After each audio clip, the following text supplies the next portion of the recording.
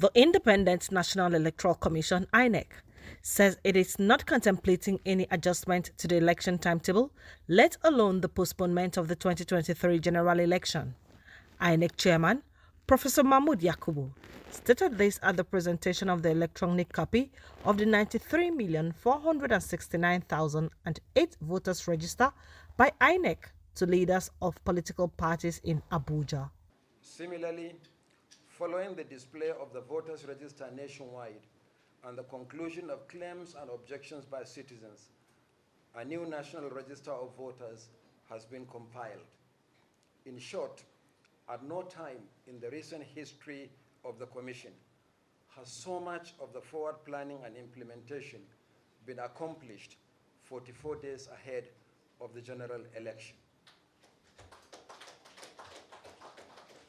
Therefore, the Commission is not contemplating any adjustment to the election timetable, let alone postponement of the general election. For the avoidance of doubt, the presidential election and the National Assembly elections will hold on Saturday, 25th February 2023, while governorship and state assembly elections will hold 2 weeks later on Saturday, 11th March 2023. The repeated assurance by the security agencies for the adequate protection of personnel, materials, and processes also reinforces our determination to proceed. The 2023 general election will hold as scheduled.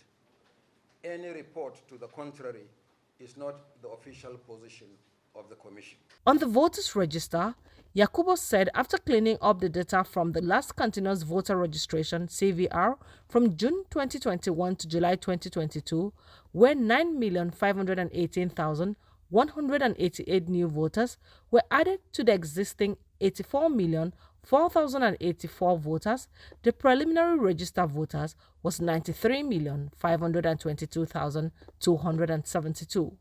He said that when the register was presented to Nigerians for claims and objections, as required by law, INEC received 53,264 objections from Nigerians on the prevalence of ineligible persons on the register by virtue of age, citizenship, and death, which were verified and removed from the register. As a further affirmation of the Commission's readiness to conduct the 2023 general election as scheduled, the final register of voters, as I said earlier, has been compiled. You will recall that for the 2019 general election, Nigeria had a voter population of 84,004,084. After the cleaning up of the data from the last continuous voter registration exercise held between June 2021 and July 2022, 9,518,188 new voters were added to the previous register, resulting in the preliminary register of 93,522,272, which was presented to Nigerians for claims and objections as required by law. At the end of the period for claims and objections by citizens, the Commission received 53,264 objections from Nigerians to the prevalence of ineligible persons on the register by virtue of age, citizenship, or death. These names have been verified and they have been removed from the register of voters. Consequently, the register of voters for the 2023 general election stands at 93,469,008 voters. Of this cumulative figure, 49,054,162, or 52.5%, are male, while 44,414,846, representing 47.5%, are female. The distribution by age group shows that 37,060,339, or 39.65%, are youth between the ages of 18 and 34.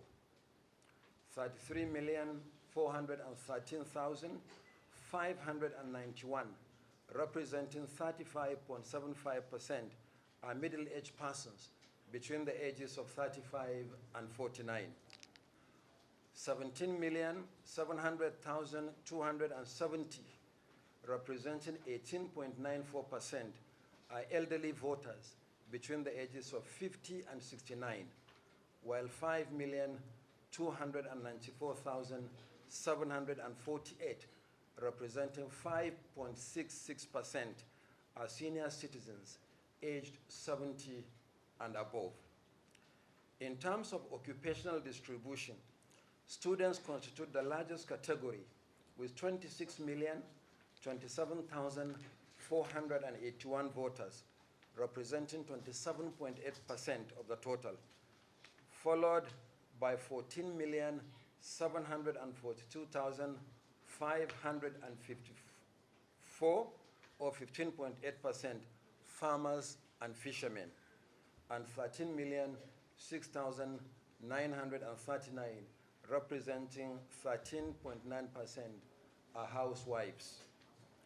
The data on disability was not collected for previous registration.